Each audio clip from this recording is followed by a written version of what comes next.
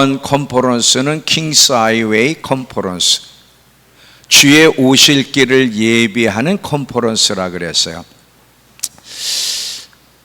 지금이 어느 때인지, 얼마나 예수님의 재림이 임박해 있는, 여러분 임박함을 잃어버리면 안 돼. 일상생활을 해도 정말 긴박함을 가지고 살아야지, 긴박함을 놓치고 일상생활을 살다 보면 준비할 수 없다는 사실을 기억하셔야 돼요. 그래서 첫 시간에 미리미리 대비하며 사는 것이 얼마나 중요한지를 이야기했고, 두 번째 시간에는 이제 노아가 구체적으로 방주를 만든 것처럼 우리도 어떻게 영적인 방주를 만들며 예수님의 재림을 준비할 수 있는지, 핵심은 예수님에 대해서 깨어나는 것, 특별히 예수님을 향한 갈망으로 깨어나는 것이 얼마나 중요하고, 거듭났다고 하는 이유가 거듭났다는 뜻이 무엇이고 왜 우리를 거듭나게 하셨는지 그 이유를 설명을 했어요. 오늘 이 세 번째 강의에서는 하나님이 우리를 자녀로 입양시킨 이유, 우린 양자들의 본자식들이 아닙니다.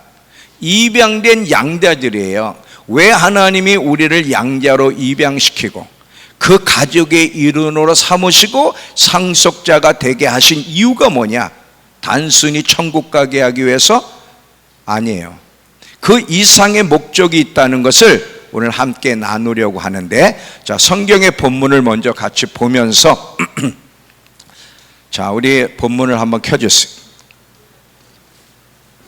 자, 요한복음 1장 12절부터 13절 우리 같이 한 목소리로 시작. 영접하는 자 곧 그 이름을 믿는 자들에게는 하나님의 자녀가 되는 권세를 주셨으니 이는 혈통으로나 육정으로나 사람의 뜻으로 나지 아니하고 오직 하나님께로부터 난 자들이니라. 하나 더, 로마서 8장 15절. 자, 시작. 너희는 다시 무서워하는 종의 영을 받지 아니하고 양자의 영을 받았으므로 우리가 아바 아버지라 부르짖느니라. 양자의 영을 받았다는 게 뭐예요? 입양됐다는 거예요. 본자식이 아니라는 거지. 자, 왜 하나님이 우리를 입양하셨을까? 자, 이 말씀을 들어가기 전에 오늘 아침에 두 번째 강의, 예수에 대해 깨어나야 돼, 구체적으로 예수를 향한 갈망으로 불타올라야 되는 이유에 대해서 조금 더 설명을 하고, 그리고 이제 본론으로 들어갑니다. 여러분, 하나님의 마음은 우리가 예수님에 대해서 깨어나기를 원하시는데, 특별히 예수님을 향한 갈망, 하나님이 인간에게 갈망이라는 걸 주셨는데, 그 갈망은 우리의 요구에 대해서 갈망하라고 주신 게 아니라 하나님을 향해, 예수님을 향해 갈망하라고, 쉽게 말하면 목말라 하라고 갈망이라는 것을 주셨어요. 그런데 인간이 범죄한 이후에 하나님을 향해 갈망하는 것이 아니라 자신을 향해 갈망하고 세상의 것들을 갈망하면서 잘못된 길을 가고 있는 거죠. 이 결과는 지옥입니다. 이제 하나님이 우리로 하여금 다시 하나님이 창조한 목적으로 돌아오도록 다시 한번 예수님만의 갈망으로 불붙게 하려고 하는데, 이게 인간의 힘으로는 안 되는 거예요. 자, 제가 사람이 어떤 생명을 가지고 있느냐가 중요하다 그랬는데, 예수 믿기 전에는 아까 오전 시간에 목사님이 오후 시간에 말씀한 것처럼 옛사람, 옛 생명을 가지고 있다 그랬죠. 예수 믿기 전에 사람이 옛사람, 그 옛사람은 옛 생명을 가지고 있는데, 이 옛 생명이 육적 생명이에요. 육적 생명은 아까도 말씀하셨죠. 영혼육이 다 자신을 위해서 반응한다고. 그러니까 이 육적 생명을 가지고서는 절대로 하나님을 향해, 예수님을 향해 갈망과 반응할 수가 없는 거예요.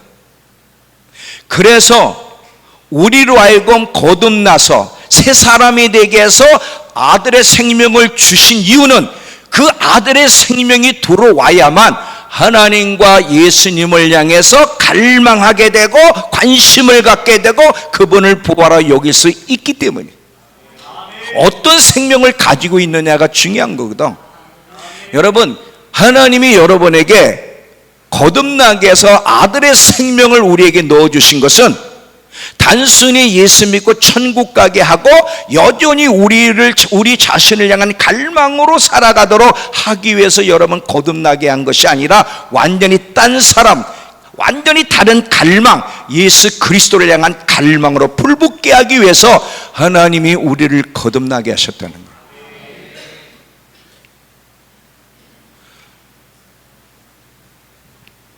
하나님은 우리 내면을 원해, 중심을 원해. 오늘도 우리 찬양 얼마나 은혜롭습니까? 그런데 하나님이 원하는 건 중심이야. 중심이 없는 찬양은 안 기뻐해. 이 중심, 삶이 얼마나 중요한지, 삶이 있는 노래, 삶이 있는 종교 행위, 이것이 가치가 있지, 삶이 없는 종교 행위나 삶이 없는 예배는 하나님 앞에 참된 예배가 아니라는 거예요. 이걸 여러분들이 기억하셔야 돼요. 하나님이 우리에게 아들의 생명을 여서 새 사람으로 우리를 만드신 것은 하나님을 향한, 아들을 향한 갈망으로 불붙게 하기 위해서 우리를 거듭나게 하신 거지, 단순히 예수 믿고 천국 가면서 여전히 우리 자신 주인 행세하고 우리 자신을 위해 살게 하기 위해서 절대로 거듭나게 한 것이 아니다. 이거를 여러분들이 기억하셔야 돼요. 원래 하나님이 인간을 창조할 때, 처음서부터 하나님이 인간을 창조할 때 하나님 자신을 위해서 창조했고 그 아들을 위해서 창조했지 우리 자신을 위해 창조한 적이 없어요. 자, 이걸 한번 성경으로 다시 보겠는데 골로새서 1장 16절을 보시면, 하늘과 땅에 있는 모든 것과 보이는 것과 보이지 않는 것과 천사들과 영적 존재들과 만물이 다 그분에 의해서 창조됐고 그분을 위해서 나를 위해서가 아니라 그분을 위해서 만물이 창조됐다는 거예요. 계시록 4장 11절도 보시면, 킹제임스 성경으로 보면, 주는 영광과 존귀와 권능을 받기에 합당하시오니 주께서 모든 걸 창조하셨고 또 그것들이 주를 기쁘시게 하려고 존재하며 기쁘시게 하려고 창조되었다는 거예요. 여기에 우리를 기쁘게 하기 위해서 우리를 위해 창조됐다는 말 자체가 없어요. 또 하나 이사야 43장 21절 또 보시면, 이 백성은 내가 나를 위해 지었나니 나를 찬송하게 하기 위해서 이 백성을 창조했다는 거예요. 여러분, 왜 우리가 선교를 해야 돼? 선교하는 목적이 뭐예요? 그들로 하여금 예수 믿고 천국 가게 하기 위해서? 그게 목적이 아니라 그랬어요. 물론 예수를 믿고 천국 가야 되지만 선교의 목적은 예수님을 갈망하지 않는 모든 민족은 망하기 때문에, 온 열방으로 하여금 예수를 향해 예수님에 대해 깨어나서 그분을 갈망하고 진심으로 그분을 예배하는 백성으로 만들기 위해서 선교하는 거지, 단순히 예수 믿고 천국 가게 하고 그리고 여전히 자신을 향해 갈망하는 그런 인간들 만들려고 선교하는 게 아니에요. 우린 선교의 목적이 너무 틀렸어. 무조건 예수 믿는다고 고백하고 교회만 모이면 다 됐다고 생각하는데, 근데 그들 속에 무슨 갈망이 있는지를 보라 이거지. 예수님의 갈망으로 불붙어 있는지 아니면 자신을 향한 갈망으로 불붙어 있는지 그 내면을 보라 이거지.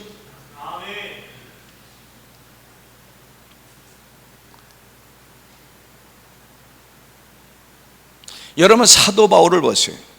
이 아들의 생명으로 거듭난 사도 바울이 죽을 때까지 예수님을 향한 갈망으로 불붙었을 뿐 아니라 자식뿐 아니라 열방도 그렇게 예수님으로 불붙게 하기 위해서 헌신하고 목숨을 바쳤던 것을 보게 돼. 그 아들 예수 그리스도 그분을 존귀케 하기 위해서, 그분을 높이기 위해서, 그분을 높인다는 게 구체적으로 뭔지를 이제 설명을 하겠지만, 예로서 그분을 높이게 하기 위해서.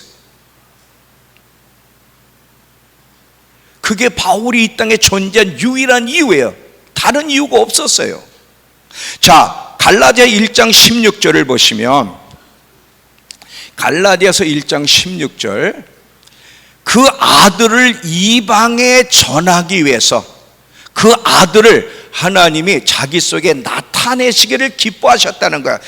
하나님이 예수님을 바울에게 나타나기를 기뻐하신 것은 구원받게 하기 위해서, 천국 가게 하기 위해서가 아니라 그 아들을 이방에 전하기 위해서. 그 아들 예수 그리스도.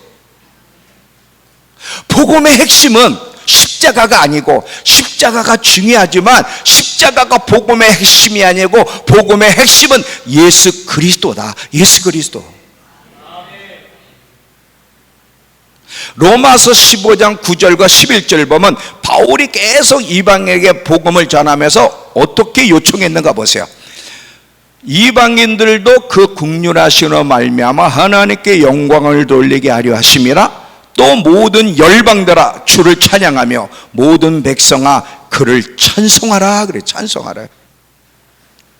그분을 높이게 하기 위해서 바울이 그렇게 세계를 다니며 복음을 전했다는 거죠. 그 예수를 알리고 그분의 가치를 알리고 그분을 높이고 그분께 영광을 돌리게 하기 위해서.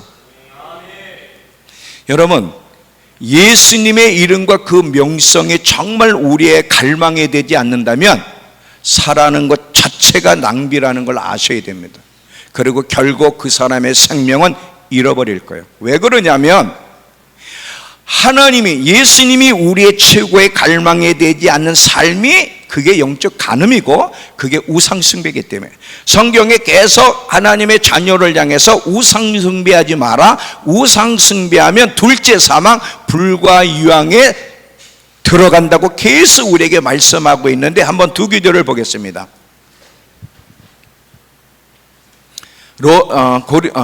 계시록 21장 8절을 보시면, 그러나 두려워하는 자들과 믿지 않는 자들과 흉악한 자들과 살인자들과 음행하는 자들과 점술가들과 우상숭배하는 자들과 거짓말하는 모든 자들은 불과 유황으로 타오르는 못에 던져리니 이것이 둘째 사망. 여기서 우상숭배는 단순히 불신자만 얘기하지 않아요. 우리 그리스도인들도 우상숭배할 수 있다는 거예요. 자, 고린도서 10장 14절을 보면, 고린도서 10장은요 이스라엘 얘기입니다. 이스라엘 다수가 거듭나서 구원받은 백성인데도 불구하고 그 다수를 하나님이 기뻐하지 않아 광야에서 다 하나님의 멸망케 한 이유가 무엇인지를 쫙 얘기하는데, 첫 번째가 금송아지 사건, 우상숭배를 얘기하면서 무슨 죄를 졌는지를 이야기하다가 14절에 뭐라고 그러냐면, 그런즉 내 사랑하는 자녀들아, 세상 사람들에게 얘기하는 게 아니라 내 사랑하는 그리스도인들아, 우상숭배하는 애를 피하라 그래요. 우상숭배. 뭐가 우상숭배예요? 예수 그리스도가 우리의 갈망이 되지 않는 것. 예수를 믿지만 그분을 예배도 하지만 그분이 진정 우리의 갈망이, 우리의 행복이, 우리의 만족이, 우리의 전부가, 우리의 보화가 되지 않는다면 그것이 우상숭배라는 거예요. 그것이 우상숭배. 다른 게 우상숭배가 아니라. 왜냐하면 예수님을 향한 갈망으로 타오르라고, 그래서 그분을 정말 진정으로 높이며 살라고 우리를 거듭나게 하시고 아들의 생명을 주셨기 때문에 그러는 거예요. 여러분, 오늘 우리 그리스도인들의 삶을 한번 돌아보세요. 어떻게 살아가고 있는가? 여기 있는 분들 다 예수를 영접도 하고 예수를 믿는 사람들이 모여 있어요. 그런데 열방은 둘째치고 우리 자신도 그리스도를 향한 갈망, 목마름이 있는지를 한번 돌아보라고. 다 식어졌어. 교회를 다니고 봉사하는 거 만족하고 다른 것을 향한 또 갈망으로 시간을 보내고 있는 것이 우리의 모습인데, 이런 자는 진정한 신부가 될 수 없다는 거예요.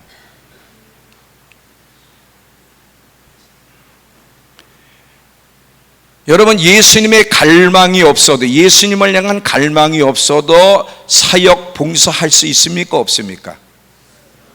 사역 봉사할 수 있어요? 없어요? 아까 목사님 할 때는 막 아멘도 잘하더니 나한테는 기분 나쁜지 아멘도 안 하네. 이렇게 사람이 차별대우하면 안 되는데. 아니, 키 크고 인물 좋다고 아멘하고.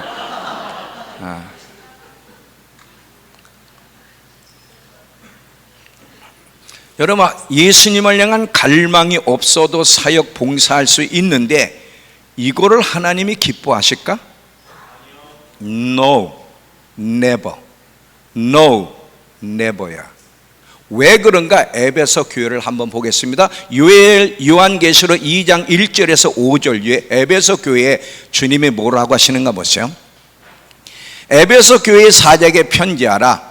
오른손에 있는 7뼈를 붙잡고 7금 촛대 사이를 거니시는 이가. 자, 여기서 예수님의 어떤 모습으로 나와요? 7금 촛대는 교회예요. 교회 사이를 거니시는 이래. 성남교회를 거니시고, 믿음교회를 거니시고, MIT를 거니시고, 예배 때마다 늘 거니시고 보시고 계시다는 걸 기억하셔야 돼. 뭐를 보세요? 중심을 보신다. 이 중심을.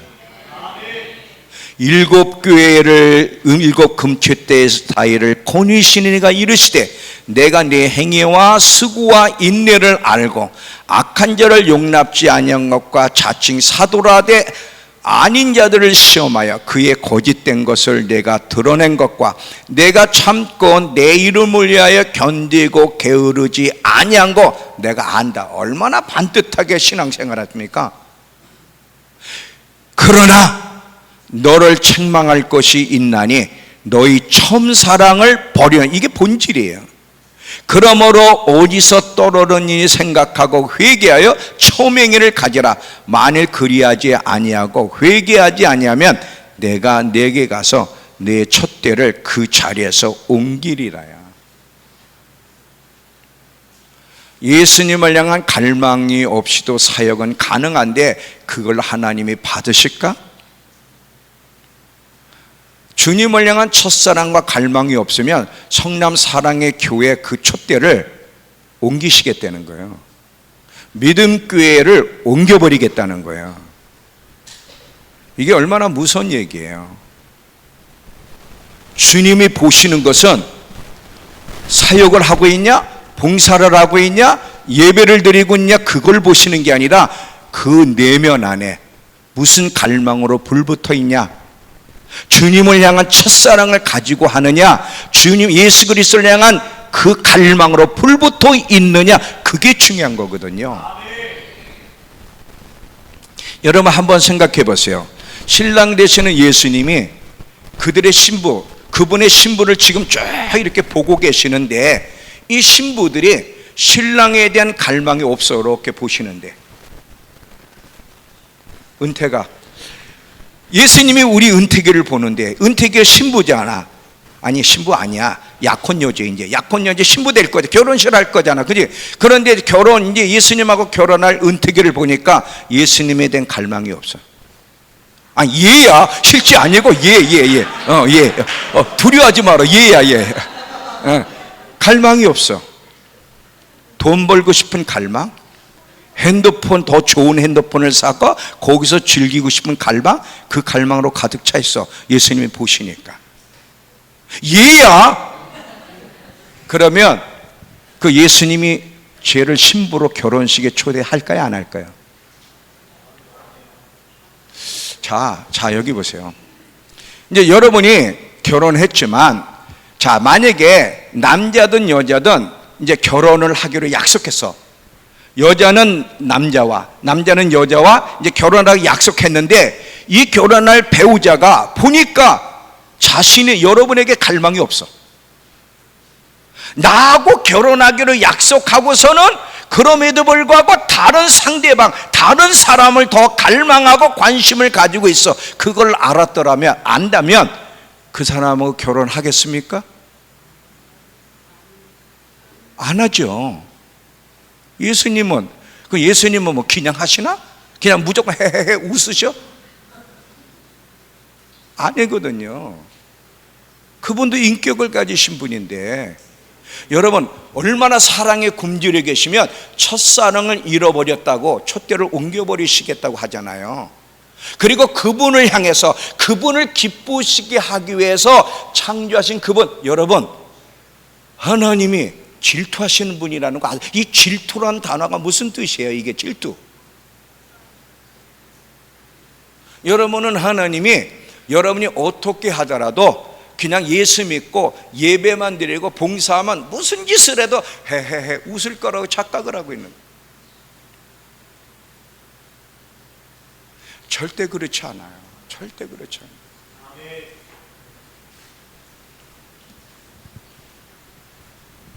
그분을 인격으로 대해야 돼. 인격으로. 그분 로봇가 아니에요. 그냥 신으로만 대하니까 인격으로 대할 수 있어야 돼. 인격으로. 여러분, 저는 이렇게 확실하게 얘기해. 신랑을 향한 갈망이 없다면 우리에게 그리스도의 나타남도 영원히 없을 겁니다. 다시, 신랑을 향한 갈망이 없다면 그리스도가 여러분에게 나타날 것을 기대하지 마십시오. 왜 그러냐면 예수님이 부활하셨을 때 그 부활한 영광의 모습을 누구에게 첫 번째 보여주셨어요? 제자들이 아니에요. 막달라 마리에게 보여주셨잖아요. 7 귀신 들려가지고 해방된 마리아. 왜 그 마리에게 부활의 첫 영광을 보여주셨어요? 예수님을 향한 갈망으로 불붙어 있는 여인이기 때문에 그 여인에게 부활의 영광을 나타내셨지 제자들이 아니었다는 거예요.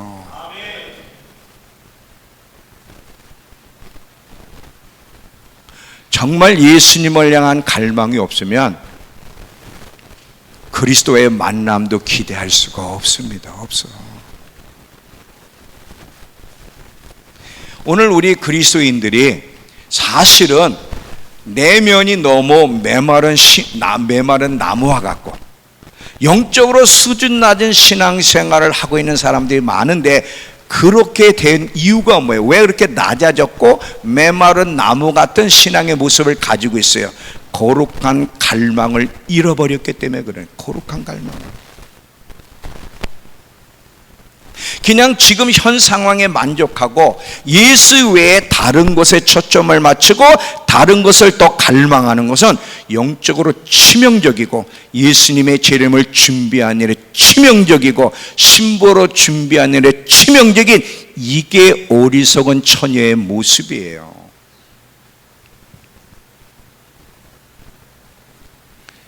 무슨 말하는지 이해가 되시죠? 자, 이사야 26장 8절을 다시 한번 보면, 여호와여, 주께서 심판하는 길에서 우리가 주를 기다려오며 주의 이름을 위하여 또 주를 기억하려고 우리 영혼이 사모하나. 우리 영혼이 주님을 갈망합니다. 자, 어디서? 주께서 심판하시러 오실 때 우리는 그 앞에 기다리고 있잖아. 주님이 오시기를 기다리고는 우리가 어떤 모습으로 기다려야 돼? 주의 이름과, 주의 이름은 그 사람 자체를 대변하고, 이름은 그 사람을 대표해. 주님을 향한 갈망 속에 주님을 기다립니다. 이렇게 돼야 된다는 거예요. 이렇게 돼야 돼.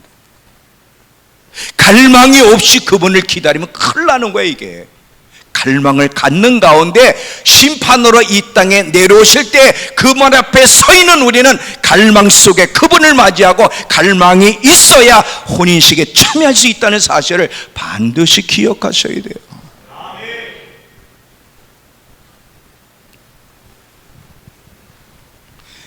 그리고 이렇게 예수님을 향한 갈망에 불붙어 있는 사람은 환란이 얼마나 큰 폭풍이든 상관없어. 절대로 흔들리지 않도록 하나님이 견고하게 붙들어 주실 거예요. 자, 이사야 63장 8절을 보시면 이렇게 성경이 기록되어 있어요.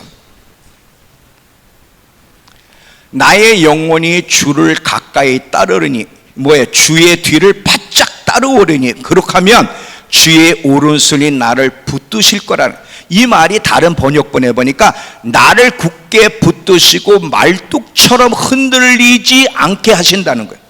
여러분, 계속 주를 가까이 바짝 따르며 바짝 붙어서 그분을 향해 갈망하게 되면 주의 오른손이 나를 붙들고 있기 때문에 절대로 넘어지지 않습니다. 절대로 넘어지지 않아요. 주님이 붙들어 주시지 않으면 우리는 안 되는 거 아시죠? 그분이 붙잡아 주셔야 돼요. 붙잡아 주셔야 돼요.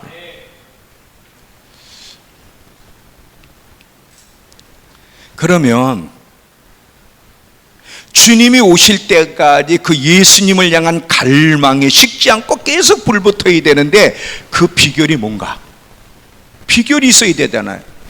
여러분, 우리가 처음에는 예수님에 향한 갈망에 불붙어요. 불붙지만 조심하지 않으면 그 불이 꺼지잖아. 그럼 어떻게 붙이고, 붙인 것을 어떻게 마지막까지 유지할 수 있죠? 방법이 뭐예요? 은퇴가, 네가 마치면 내가 밥 한 번 사줄게.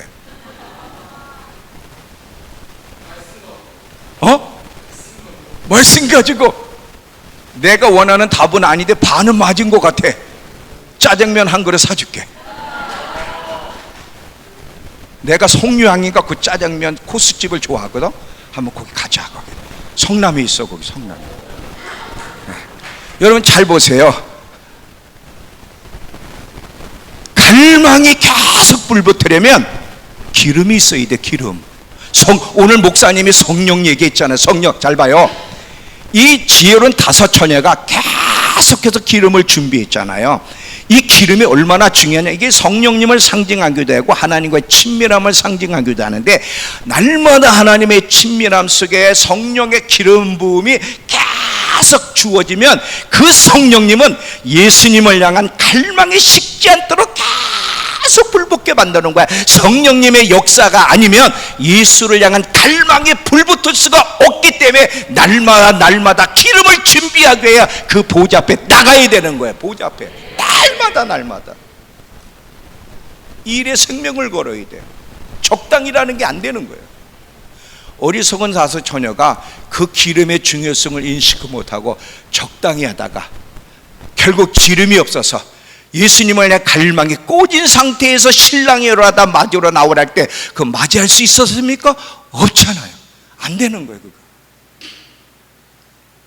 매일매일 기름이 필요해. 매일매일 주님의 은혜가 필요한데 매일매일 기름이 있어야만 주님의 은혜가 부어지고, 그래야 갈망이 계속 불붙는다는 사실을 기억하셔야 돼요. 기름이 있어야 되는 거예요. 그걸 아까 목사님이 성령의 능력이라 그랬잖아요. 다 비슷한 얘기예요. 비슷한 얘기예요. 기름.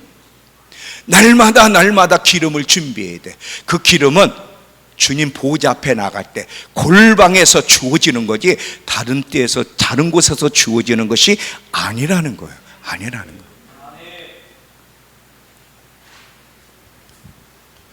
이것이 전 시간에 오전 시간 한 얘기에 대한 요약이에요. 자, 이제 본론으로 들어갑니다. 아직 본론 안 들어갔어요. 본론 안 들어가는데 45분이 흘렀네. 큰일 났네 이제. 뭐 어차피 아까 목사님도 2시간 쓰셨으니까 저도 2시간 쓰고, 그리고 끝나는 시간은 자유롭게. 자, 여기 보세요. 왜 하나님이 우리를 자녀를 입양시켰을까? 이게 지금 2번째 강의와 이게 다 연결되어 있는 겁니다. 왜 입양시키셔서 그 하나님 나라의 가족, 하나님의 가족의 일원이 되게 하셨고 그리스도의 상속자가 되게 하셨을까? 여러분, 이게 얼마나 영광스러운 거예요. 죄인된 우리가, 죽을 수밖에 없는 우리가 재벌의 상속자가 돼도 황송한데, 하나님 나라, 하나님 앞에 예수 그리스도와 함께 상속자가 되었다는 것은 어떻게 표현할 수가 없어. 로마서 8장 17절을 보시면, 로마서 8장 17절에 자녀이면 또한 상속자요 곧 하나님의 상속자요 그리스도와 함께한 상속자니, 우리가 그리스도 예수 그리스도와 함께 하나님의 상속자로 부름받은 자녀라는 거예요. 이 영광스러운 은혜를 우리에게 허락하신 이유가 뭘까? 왜 하나님이 우리를 아들로 입양시켜 그 가족의 일원이 되게 하고 하늘나라의 상속자로 우리를 부르셨을까? 단순히 우리를 사랑하기 때문에? 아니에요. 마귀에게 속한 우리를 불쌍히 여기서 건지시기 위해서? 아니에요. 그 이상이에요. 그 이상. 그 이상. 그럼 뭔가 이거를 얘기하기 전에 우리 신앙인들에 있어서 문제점 하나를 지적하고 이제 이걸 들어갑니다. 잘 봐요. 우리 신앙인들의 큰 문제점 중에 하나가 뭐냐면, 신앙생활하면서 자기 중심 속에서 신앙생활한다는 거예요.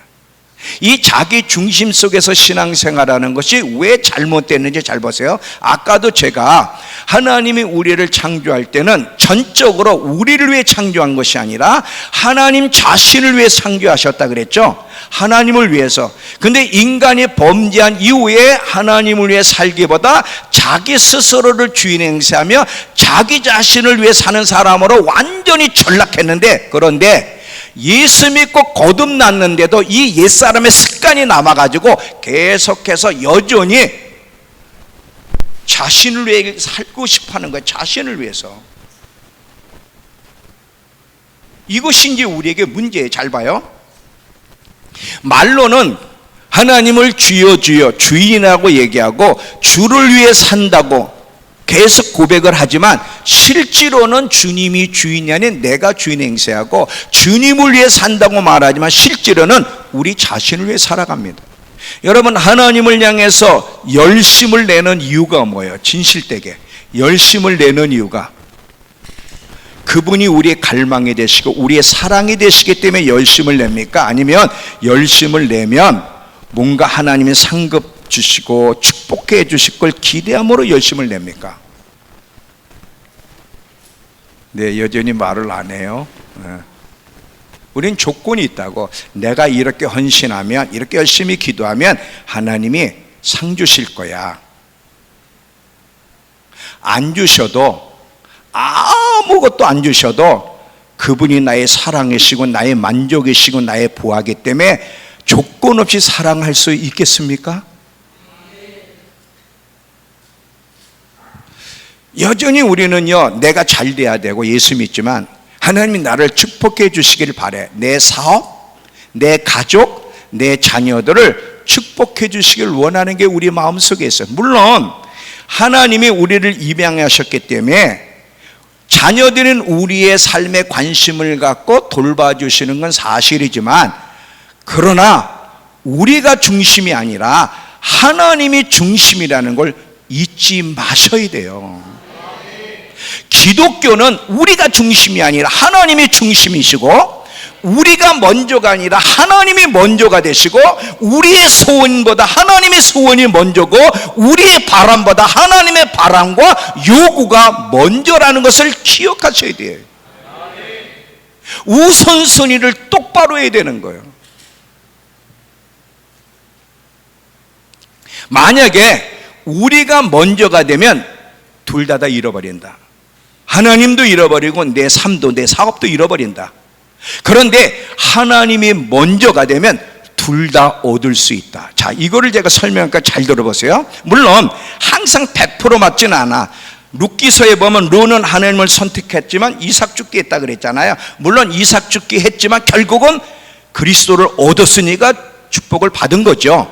특별한 예는 있고, 이건 이제 내일 오후 시간에 얘기할 거고, 일반적으로는 우리가 하나님을 선택하게 되면 둘 다 얻고, 하나님보다 나를 먼저 선택하면 둘 다 잃어버리는 예를 한번 들어볼게요. 자, 아브라함과 롯을 비교해 보면 두 사람이 같이 살다가 보니까 너무 부자가 되고 짐승이 많아서 둘이 이제 헤어져야 될 상황을 만났어요.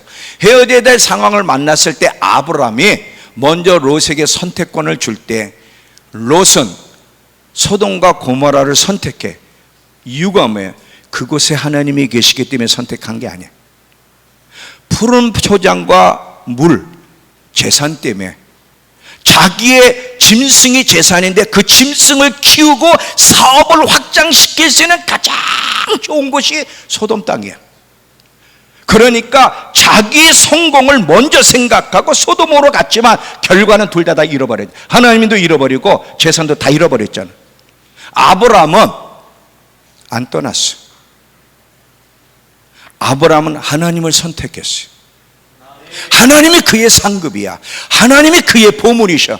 그래서 아브라함은 두 가지를 다 얻었잖아요.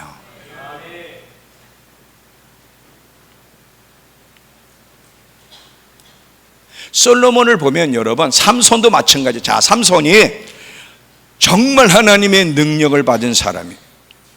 이 삼손이 하나님의 부르심을 이루어가는 가운데 자꾸 욕심을 내며 여인을 찾아다니잖아요. 그래서 자기의 욕망을 먼저 선택하고 욕망을 불태웠을 때 하나님의 능력도 잃어버리고 그의 생명도 잃어버리고 둘 다 잃어버렸잖아요. 만약에 삼손이 그렇게 하지 않고 끝까지 하나님의 부르심에 생명을 바쳤더라면 역사는 어떻게 됐을까?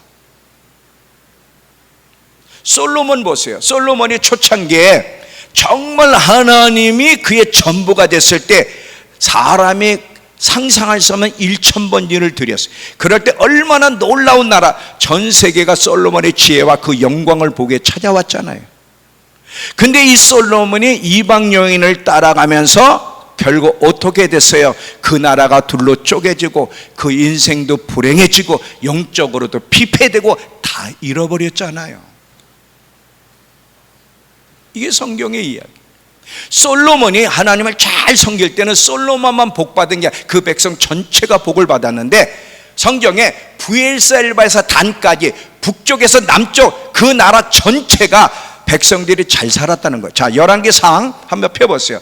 4장 25절 영상으로.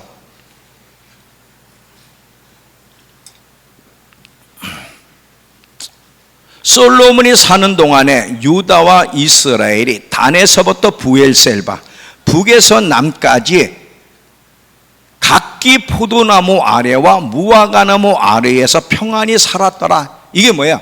하나도 가난한 자가 없었다는 거예요. 하나님을 올바르게 선택하고 사랑하고 섬길 때 그 백성 모두가 복을 받았어요. 마태복음 6장 33절에 너희는 먼저 그의 나라와 의를 구하라. 그리하면 이 모든 것 너희가 필요로 하는 것 더해 주시겠다.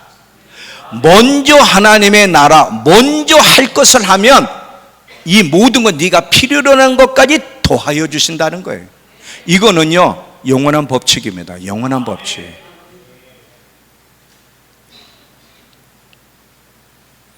기독교는 하나님이 먼저 만족하셔야 돼.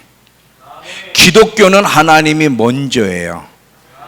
하나님의 바람과 요구가 먼저예요. 내가 먼저가 아니라. 자, 또 보세요.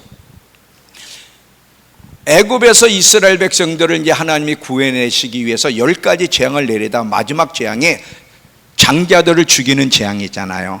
장자들을 죽이는 재앙 속에 이스라엘 백성들과 그 사람과 짐승은 죽지 않았는데 그 이유는 어린 양의 피를 집에 발랐기 때문인데 안에다 발랐습니까? 피를 밖에다 발랐습니까? 밖에다 바르면 누가 먼저 보고 누가 만족해요? 내가 볼 수 있습니까? 하나님이 봅니까? 하나님이 보고 만족하셔야 거기를 지나가는 거예요. 하나님이 먼저 만족하셔야 된다. 그러니까 하나님이 먼저 만족하셔야 우리에게도 은혜가 주어지는 거예요. 또 있어요. 잘 봐요. 예수님이 부활하시고서 첫 번째는 누구에게 먼저 대면하셨다 그랬죠? 막달라 마리아. 막달라 마리아에게 대면할 때 뭐라 그랬는지 아세요? 나 아직 만지지 마라. 나 아버지께 아직 올라가지 못했다. 이게 무슨 말일까? 나 아직 만지지 마라. 나 손대지 마라. 아직 아버지께 가지 않았어. 그리고 나중에 뒤에 가면 다시 이 땅에 내려와서 제자들에게 보일 때는 도마에게 나를 만져봐라 그랬어. 왜 막달라 마리아에게는 만져보지 나를 만지지 말라 그러고 그 이후에 제자들에게 나를 만져라. 이게 무슨 뜻일까? 잘 봐요. 예수님이 십자가의 죽음으로 말미암아 생명의 피를 먼저 아버지께 가서 보여서 아버지가 만족돼야만 그게 우리에게 적용되는 거야. 우리에게 먼저가 아니라 아버지께 먼저. 이해가 되십니까? 그게 성경의 이야기야. 그게 성경의 이야기야. 하나님의 만족하지 않으면 우리도 만족될 수가 없다는 거예요. 없다는 거. 신명기 10장 12절부터 13절을 보시면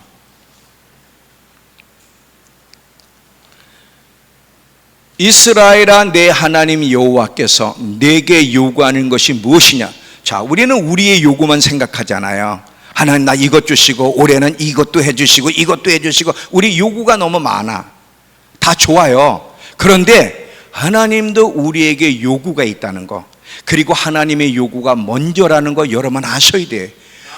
하나님께서 너희에게 요구하는 것이 무엇이냐. 곧 내 하나님 여호와를 경외하여 그 모든 도를 행하고 그를 사랑하며 마음을 다하고 뜻을 다하여 내 하나님 여호와를 섬기고 내가 오늘 내 행복을 위하여 내게 명하는 여호와의 명령과 규례를 지키는 것, 이것이 하나님이 이스라엘 백성들에게 우리에게 하는 요구라는 거예요. 하나님의 요구가 있어. 그 요구를 만족시켜 드려야 우리가 그 다음에 만족되는 거예요. 순서를 똑바로 해야 돼.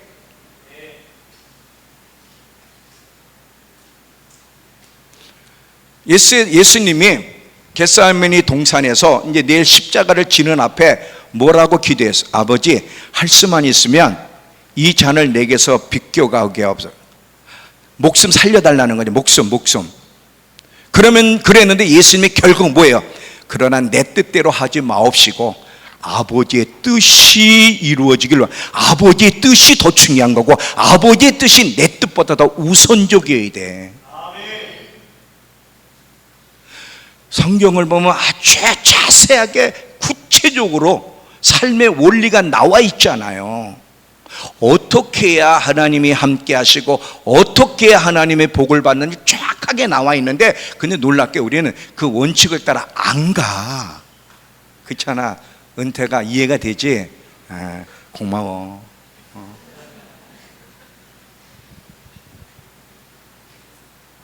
하나님의 뜻보다는 내 뜻이 먼저야. 여러분, 왜 우리가 그렇게 행복하지 못한 줄 아세요? 진정한 행복과 만족은 하나님의 원칙을 따라 하나님을 먼저 선택하고 하나님의 뜻을 먼저 생각하고 하나님을 기쁘게 하는 일을 먼저 선택하며 살아갈 때 인간은 행복하고 만족하도록 세팅이 되어 있는데, 항상 자기가 먼저니까 사업이 잘 되고 원하는 대로 돼도 행복이 없는 거야. 행복은 그런 사람에게 주어지는 게 아니에요.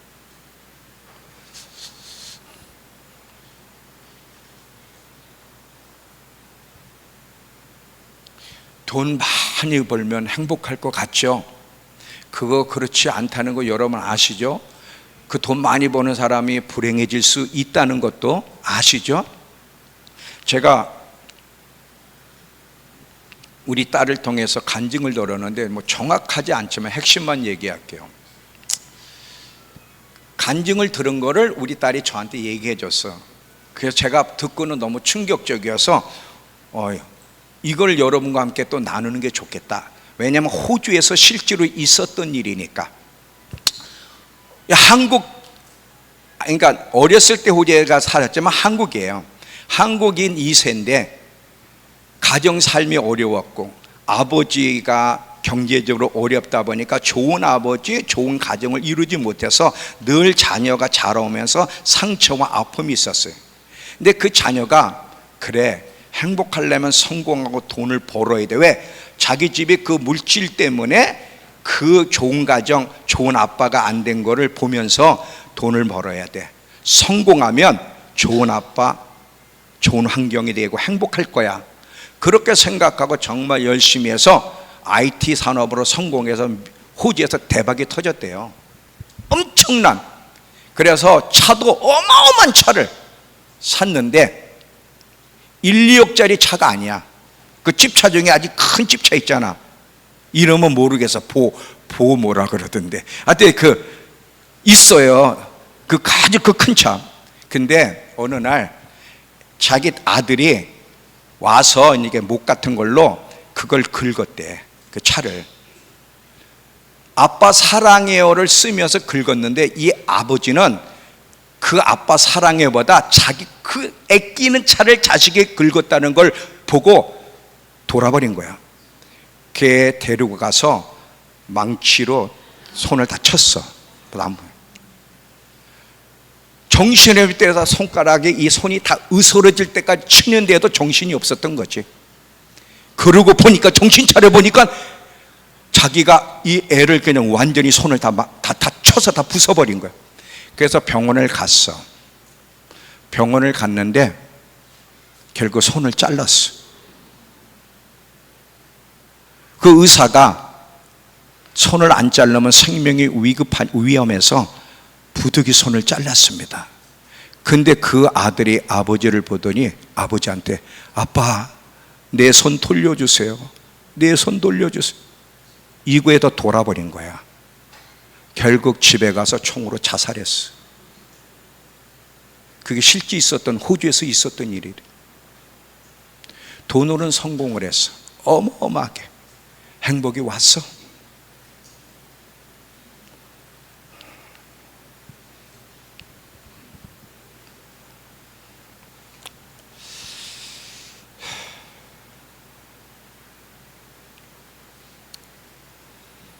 이 기초 위에 잘 보세요. 진정한 행복과 만족은 돈으로 세상으로 오는 것이 아니에요. 하나님이 부르신 선택하신 목적을 따라갈 때 진정한 행복과 만족이 주어져. 하나님의 먼저라는 토대 위에서 이제 하나님이 우리를 입양하시고 가족으로 부르신 목적, 이제 본론으로 들어갑니다. 이제 본론으로 들어가. 기분 안 나쁘시죠? 네. 난 성경이 이렇게 재미있는지 몰랐어. 너무너무 성경이 재밌어. 왜 우리를 입양하셨을까?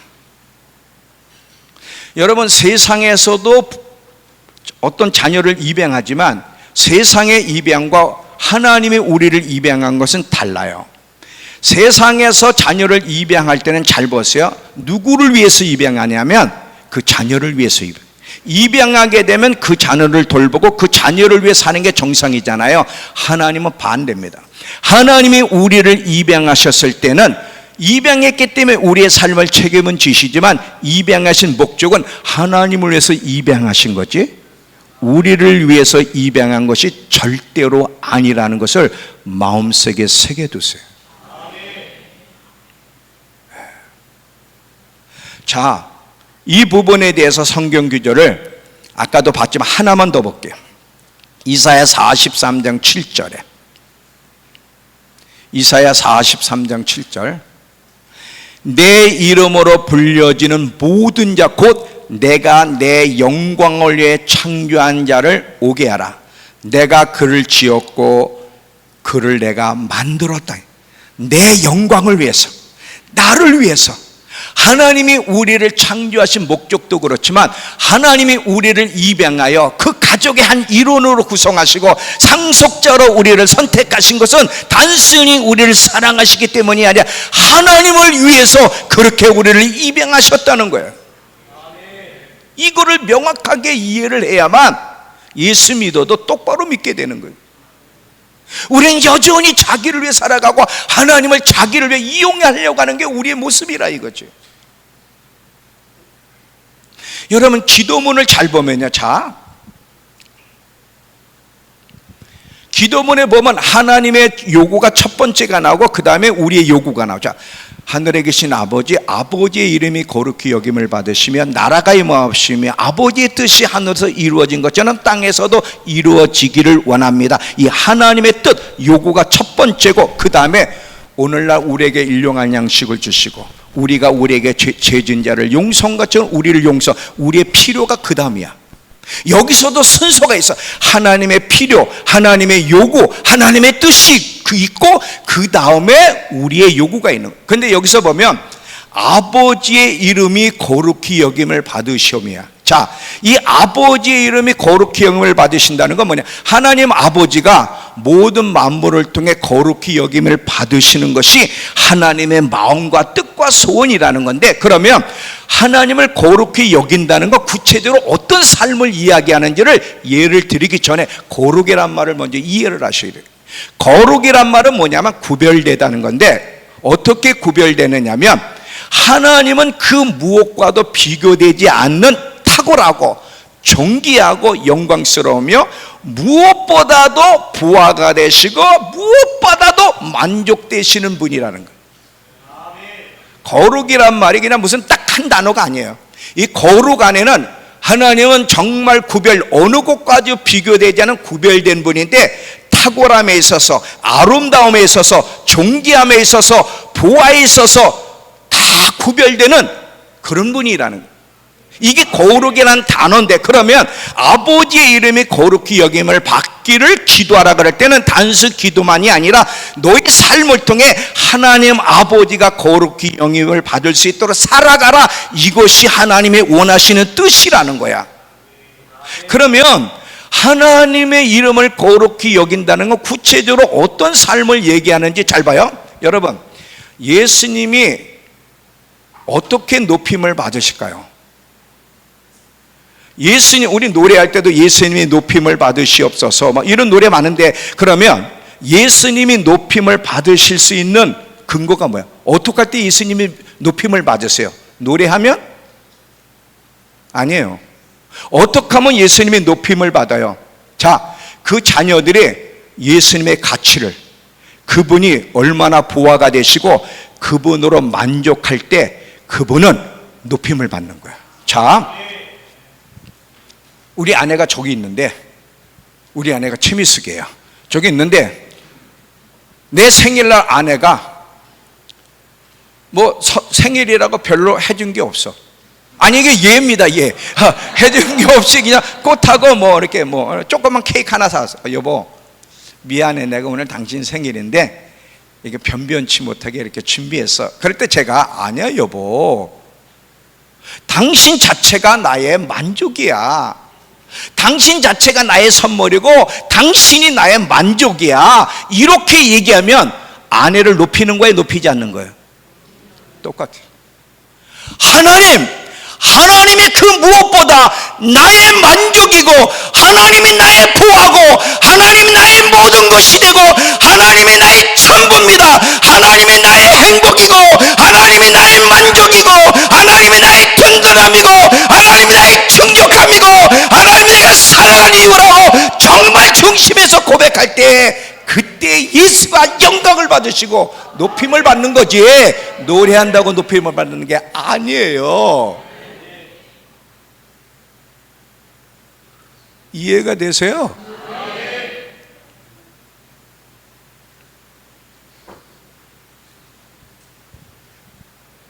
정말 그분은 영광을 받고 싶어, 높임을 받고 싶은 거예요. 노래만으로가 아니라 삶으로 입증하라는 거예요. 삶으로. 여러분 잘 보세요. 죄의 본질이 뭐냐면, 여러분 선악과를 잘 보면 죄의 본질은 불순종이 아니에요. 불순종은 죄의 열매인데, 본질이 뭐냐면 지금 하나님이 그들의 만족이고 전부였다가 뱀에게 속아서 선악과를 딱 보는 순간 먹음직하고 보암직하고 탐스러운지라, 저거 먹으면 하나님처럼 될 것 같아. 하나님으로 만족하고 하나님을 더 선호하고 하나님을 보화로 여기고 하나님을 바라보던 아담과 하와가 다른 것을 더 선호하는 거예요.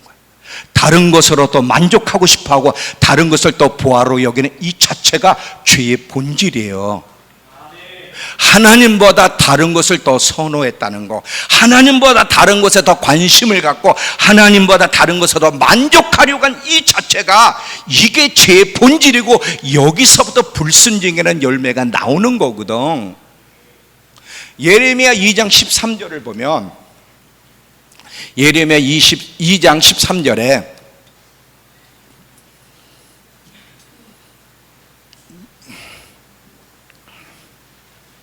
자, 이스라엘 백성이 두 가지 죄를 지었는데 내 백성이 두 가지 악을 행하였나니 곧 그들의 생수의 근원인 나를 버린 것과, 그리고 스스로 웅덩이를 판 거야. 잘 봐요. 왜 웅덩이를 파서 거기다 보물을 집어넣으려고? 그분 자체가 보화인데, 생수의 근원인데 그분을 버리고 그분이 왜 다른 보화를 집어넣으려고 웅덩이를 팠지만 그거는 물도 담을 수 없는 터진 웅덩이라는 거야. 이게 죄의 본질이라는 거지.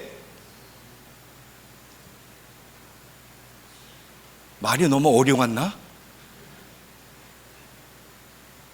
무슨 말인지 이해가 돼요? 하나님 왜 다른 것을 보아로, 다른 것으로 만족해 하고 다른 것으로 더 행복하려고 다른 것들을 채우려 하는 이 자체, 하나님 외에 다른 것을 더 소원하는 이것이 죄의 본질이야. 이것이 바로 우상숭배고,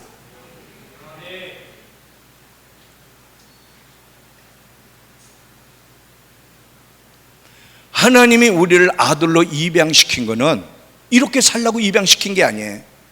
입양될 때 아들의 생명이 들어오고, 아들의 생명이 들어오면서 DNA가 바뀌었는데, 영적 DNA로 바뀐 것은 단순히 하나님의 법적으로 자녀, 가족이 되는 것뿐만 아니라 DNA를 바꿔서 만족과 행복과 갈망을 완전히 하나님으로 바꾸기 위해서 그 아들의 생명을 주시고 우리를 입양하신 거예요.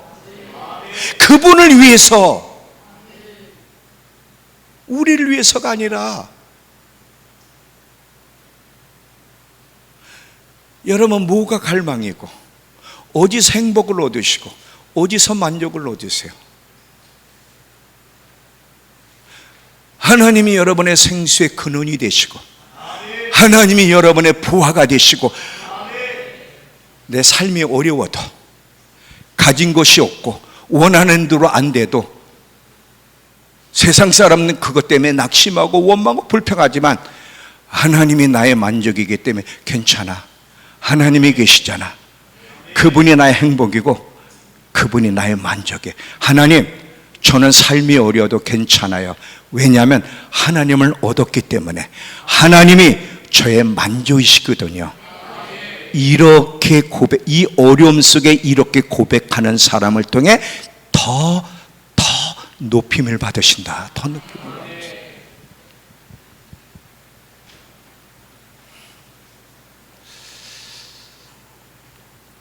사도 바울은, 하나님의 자녀로 입양된 바울은 예수로 너무 만족하기 때문에 세상의 모든 것을 잃어버려도 괜찮다고 고백을 했어요. 자, 빌립보서 3장 7절에서 9절을 보시면,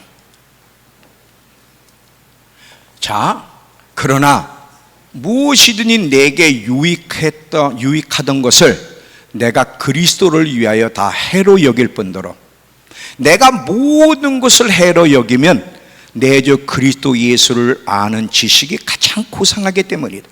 내가 그를 위하여 모든 걸 잃어버리고 배설물로 여기면 그리스도를 얻고 그 안에서 발견되려 함이니. 바울은 그분을 보아로, 그분으로 너무 만족하기 때문에 자기가 유익한 걸 잃어버릴 상관이 없다는 거야. 오히려 그 모든 걸로 배설물을 여길 자신이 있다는 거지. 그렇게 여러분, 그리스도가 여러분에게 만족이 되십니까?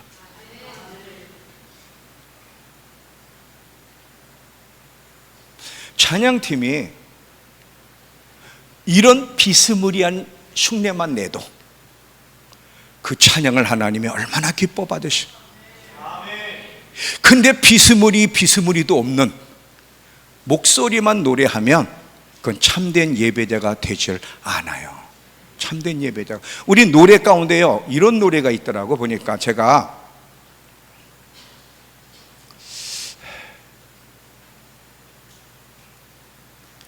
찾아왔는데, 주님 한 분만으로 만족한다는 노래가 있더라고. 보니까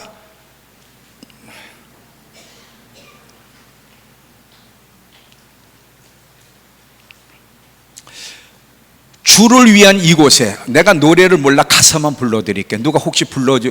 김미장 간사님 이 노래 알아요? 주를 위한 이곳에 한번 불러주면 어떨? 갑자기는 안 되죠.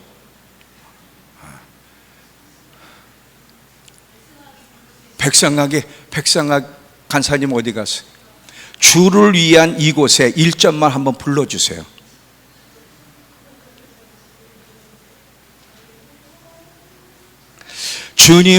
주님이 찾으시는 그 한 사람, 그 예배자, 이런 노래가 있더라고. 근데 여기서 보면 무슨 노래? 어느 것도 난 필요 없네, 주님만 경배, 이런 노래가 있더라고. 요거만 좀 들려줘. 네네네네.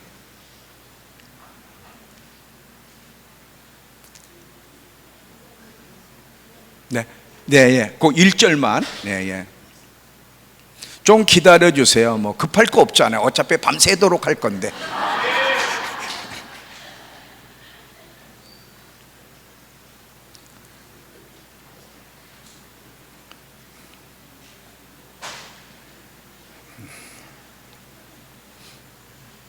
(1절에) 가사가 나오니까 1절만 한번, 자,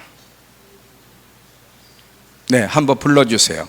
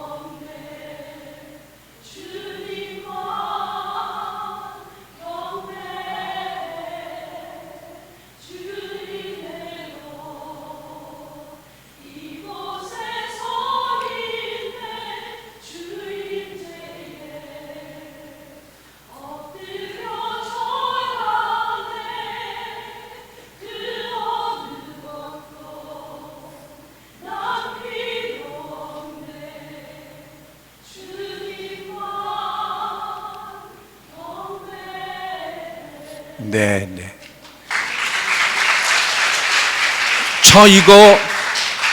저 이거 고백하다 울었어요. 하나님, 목회 성공 안 해도 돼요. 37년 목회가 이거요. 여기에 반은 성남 사랑의 교회. 저 아무것도 안 주셔도 돼요. 주님이 저의 만족이시기 때문에 저는 충분해요. 제가 이 고백을 70이 다 돼가지고 지금 고백을 하는데, 저 이 고백하다 울었어요. 정말이에요. 진짜로 고백할 수 있어요. 아무것도 안 주셔도 돼요. 저는 주님으로 만족하니까.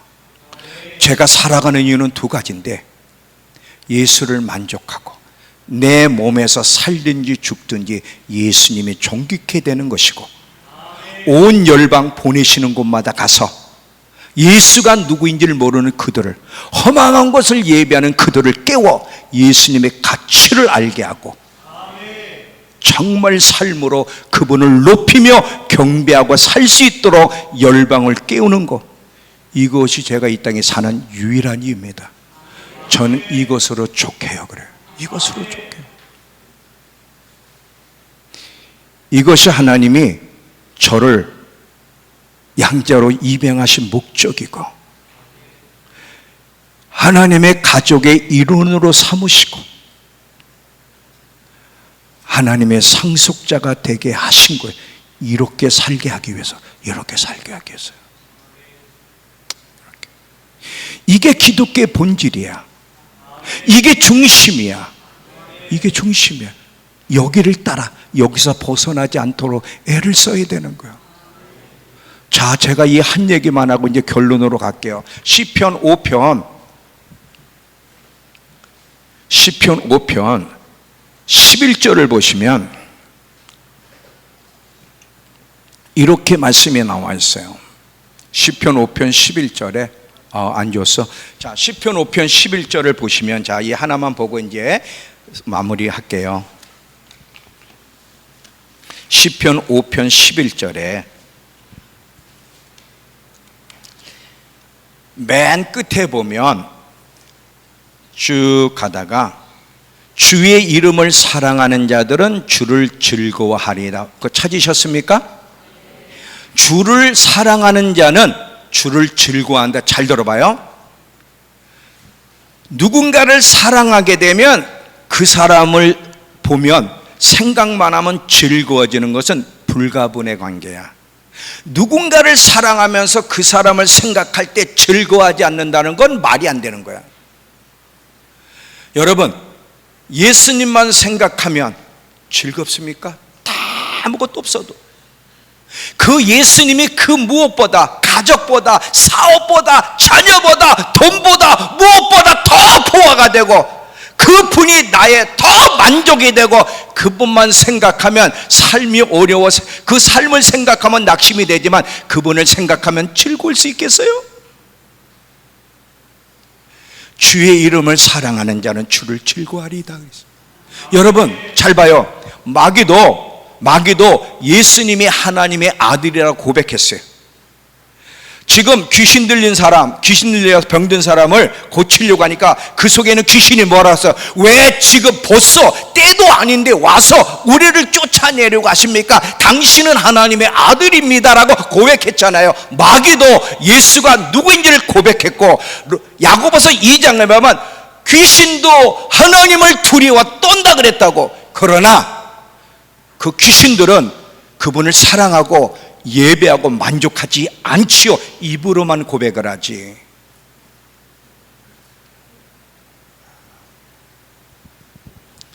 우리 마귀처럼 입으로만 고백하는 사람이 되어서는 안 되는 거예요. 정말 우리의 삶으로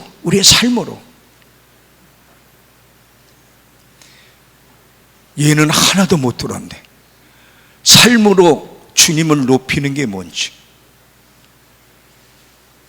어떻게 삶으로 그걸 입증할 수 있는지, 거룩히 여긴다는 것이 구체적으로 뭔지 삶을 하나도 얘기 안 했는데 그래도 하나 이해만 하고 마칠게요. 자, 잘 들어봐요. 선택에서 중요해.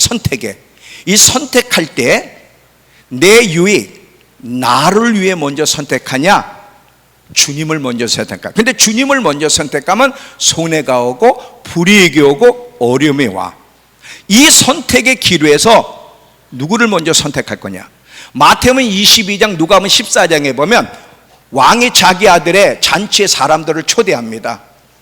주영이를 초대하고 은퇴교를 초대하고 진우를 초대했어. 이제 때가 돼가지고 새 아이를 보냈더니 진우는 나는 사업차 못 가겠어. 주영이는 나는 소 5을 사서 사업이 시작했으니 못 가겠어. 은택이는 나는 장가 갔기 때문에 못 가겠어. 그래. 전부 다 일상적인 걸로 다 못 가겠어야. 죄가 아니에요. 근데 일상적인 걸로 주님의 초대에 거부를 하는 거야. 이때 왕이 어떻게 했어요? 진노했죠. 미국 흑인 배우 중에 크리스 터커가 있어요. 크리스 터커라는 사람이 영화 출연료 120억의 제안을 받아요. 이게 오래된 영화예요, 이게 지금. 그러니까 지금 그때 120억이면 지금 시가가 다릅니다. 120억의 출연료 제의를 받았는데 조건이 그 영화 장면 안에 마리화나를 펴야 되고 욕설을 해야 돼. 근데 영화 끝까지 그거 하는 게 아니야. 중간에 몇 카트만 그러는 거야. 근데 이분이 거절을 했어. 120억의 제의를 거절을 했어. 왜? 나는 크리스찬이기 때문에 마리화나를 피는 흉내도 낼 수 없고 욕설도 할 수 없습니다. 여러분 그렇게 하실 수 있으세요? 120억인데 내 호주한테 물어보니까 호주는요 아주 정직하더만 못해요. 120억이 더 중요해 그러더라고요. 120억이. 여러분 120억과 주님의 자녀로서의 길을 선택하는 것과 뭐를 선택하게 해서 항상 선택의 길을 보면 주님을 높이고 존귀히 여기는지는 거기서 드러나는 거예요. 여러분 파묘라는 거 알죠? 파묘라는 거 혹시 보신 분은 없죠? 예, 그런 건 보면 안 돼요. 파묘가 뭐냐면 제가 오늘 인터넷 보니까 파묘의 주인공과 감독이 크리스찬이에요. 더더욱 놀란 거는 1,000만 명이 돌파해가지고 그 감독이 간증하는 걸 내가 한번 들었어요. 하나님이 축복하셔서 1,000만 명을 돌파한 거 감사드립니다. 그래요. 근데 파묘 내용이 뭐냐면 귀신 놀이는 안 된다, 예수 그리스도를 믿어, 이런 어떤 드라마가 아니라 한 가정에 기이한 병이 생기는 거예요. 기이한 병이 생겨서 계속 기이한 병들이 생기니까 무당을 불러. 무당을 부를 때 그 무당이 이제 그 영화배우 주인공 크리스찬이거든. 무당을 굿을 하는데 계속 굿하면서 이 묘를 옮겨야 된다, 이 묘 때문에 그렇다, 이게 스토리야. 이게 감독도 주인공도 크리스찬이 여기를 해. 그래서 1,000만 명 돌파했다고 감사 예배를 드렸어. 하나님이 기뻐하실까요? 크리스찬이 귀신 여행에 나올 수 있어요? 그것도 복음을 제시하는 영화도 아니야. 크리스토커 봐. 마리화나 피는 것과 욕설 하나 때문에 120억을 거절했어요. 누가 하나님을 높이는 거예요? 누가? 아버지의 이름을 거룩히 여김을 받기를 기도뿐 아니라 니네 삶을 통해 내가 모든 만물보다 부하가 되고 정말 만족할 수 있는 거룩한 분임을 드러내라 그러는데 어떻게? 삶을 통해서. 오늘 이 예화만 드려도 한 30분은 지금 흘러가야 되는데 제가 예화는 안 드릴게요. 약속했으니까.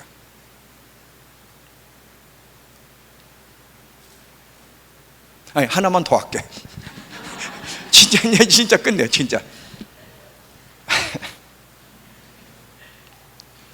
아브라함이 조카 롯이 소돔과 고모라 도성에 있는 그 지역에 5나라와 4나라가 싸워서 결국은 졌잖아요. 져서 포로로 끌려갑니다. 근데 그 소식을 들은 아브라함이 318명의 자기가 길리운 그 군사를 데리고 가서 싸워 이기죠. 싸워 이겨 돌아올 때 소돔 왕이 뭐라 그러냐면 재산은 네가 다, 전리품은 네가 다 가져가고 나와 관련된 사람은 나한테 돌려보내달라. 그랬더니 아브라함이 뭐라 그랬어요? 이 재산 너 다 가져가. 이 재산 너 다 가져가. 이 재산 다 가져가. 너 어떻게 아브라함이 이렇게 할 수 있어요? 그는 하나님으로 너무 만족하기 때문에, 하나님이 그의 상급이고 하나님이 전부기 때문에 이렇게 자신 있게 이야기할 수 있어. 여러분, 세상으로부터 정말 자유하려면, 세상으로 묶이지 않고 정말 세상의 삶, 세상의 것들로부터 자유하려면 하나님이 여러분의 진정한 만족이 될 때만 진정한 자유가 주어진다. 진정한 자유가. 그렇지 않으면 그리스도인들은 세상에 다 묶여있게 되는, 다 묶여있게 되는. 왜 하나님이 우리에게 양자로 입양하셨을까? 왜 우리에게 아들의 생명을 줘서 하나님의 자녀가 되게 하시고 가족의 일원이 되게 하시고 상속자가 되게 하셨을까? 왜? 하나님을 위해서. 하나님을 위해서. 정말 하나님이 부하가 되시고 그분으로 정말 만족하여 그분을 삶 속에서 그분을 선택하며 그분을 높이게 하기 위해서 이런 삶, 이런 사람 되게 하기 위해서 우리를 양자로 삼으신 거지, 지금처럼 살아가라고 양자로 삼은 것이 아니다. 아니다. 이해가 되셨죠? 이해가 되셨으니까 마칠게요. 아쉽지만 마칠게요. 여러분, 하나님이 여기를 보내주셨을 때는 이유가 있어요. 자, 이게 왜 여러분 이해가 돼야 되냐면 마지막 토요일날 오전에 분별력이 왜 필요한지, 이제 적그리스도의 출현, 적그리스도라는 인물이 어떤 모습으로 나타날지를 이제 설명하기 위해서 이게 필요한 거예요. 이게 지금 예수가 여러분의 만족이고 그분이 보화가 되지 않으면 많은 경우 그리스도인들이 배도할 겁니다. 이제 토요일 날 마지막 시간에 이제 이거를 제가, 여러분이 만약에 적그리스도가 뿔 달린 모습으로 악한 자의 모습으로 등장할 거라고 생각하면 오산입니다. 젠틀하고 아마 저보다 키도 크고 잘생겼을 거예요. 젠틀하고 외교술도 능숙하고 전략가고 정치인이고 탁월한 지혜가 있어서 전쟁을 종식시키고 기근의 문제와 이념의 문제, 종교의 문제를 해결하는, 세상 사람들은 지금 죄로부터 구원할 메시아를 기다리고 있는 게 아니라 세상의 온갖 문제들, 막 큰 나라마다 전쟁이 일어나고 막 기근의 때가 지금 막 기근이 있고 막 이념 전쟁으로 그리고 종교 전쟁으로 세상이 너무 혼돈 속에 있는 이거를 종식시켜서 정말 세상에 평화를 갖다 줄 메시아를 기다리고 있는데 그놈이 등장해요. 젠틀한 모습으로. 못 알아봅니다. 못 알아볼 거예요.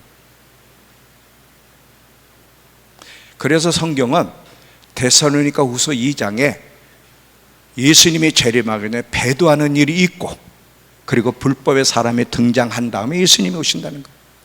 절대 예수님은 평화를 주러 오시지 않고 마지막에는 심판주로 오셔. 사자로 오시는 거지 어린 양으로 오시는 게, 이것만 하나만 알아도 여러분 속지 않아요. 만약에 어떤 한 인간이 등장해서 막 사람들이 막 환호를 하고 하늘에 내려준 사람이 왔다고 막 그냥 세상에 평화를 갖다 주고 그냥 막 관용과 함께 연합과 함께 치유와 화해와 세상에 연합을 갖다 주는 한 인간이 등장할 때 조심하세요. 그거 하늘이 보내준 거 아니에요. 여러분이 이 마지막 때 스토리를 알아야 분별을 할 수 있고 속지 않을 수 있어요. 요거는 토요일 날 오전 시간에 하면서 제가 마칠 겁니다. 자, 이제 결론이에요. 왜 하나님이 우리를 양자로 입양하셨고 가족의 일원이 되게 하시고 상속자가 되게 하셨을까? 목적이 뭔가? 하나님을 위해서요. 하나님을 위해서. 정말 삶으로 그분을 높이는 삶, 그분을 보화로 인정하고 그분으로 만족하며 그의 영광을 위해 사는 사람 되게, 실제로 그런 삶을 사는 사람 되게 하기 위해서 하나님이 우리를 입양하신 거지 단순히 지식만 가지고. 여러분, 찬양할 때 박자 틀려도 돼. 뭐 니네 박자 틀렸다는 게 아니고 아니, 성남 사람께 박자 틀렸다는 게 아니고 혹시 박자 틀려도 위축되지 말어. 음정이 안 맞아도 된다.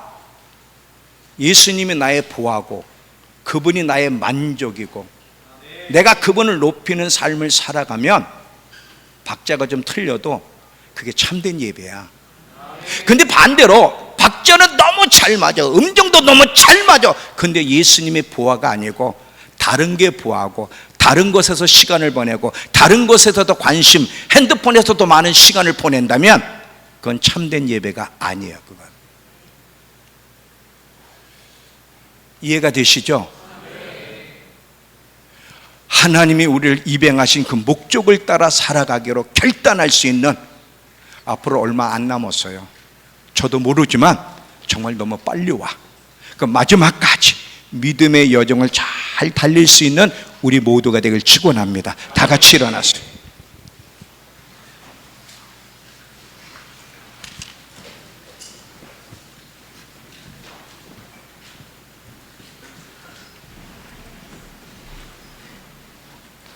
자, 이 시간 우리 찬양하고 우리 한 5분간만 하나님이 우리의 입양하신 목적을 오늘 들었죠? 그 목적을 따라 살아가지 않고 여전히 나 자신을 위해서, 그리고 하나님보다 다른 것을 더 선호하고 보아라 여기고 관심 가진 이 죄, 이거 우리 정말 회개하고 나서 오늘은 우리 어린아이부터 청년들 그리고 남자들 앞에 나오시면 기도해 드리고 그 다음에 이제 조별로 가서 조별 모임을 하도록 하겠습니다.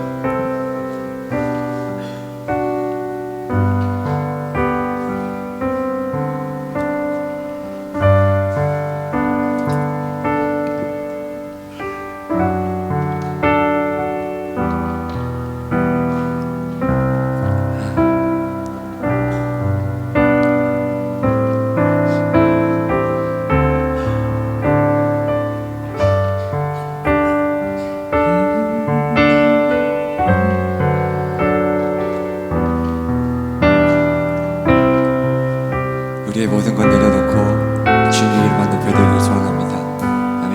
내가 주인 삼은, 내가 주인 삼은 모든 것 내려놓고 우리의 주님 대신 주 앞에 나가 내가 사랑했던 모든 것 내려놓고 주님만 사랑해. 내가 주인 삼은, 내가 주인 삼은 모든 것 내려놓고 우리 주인 대신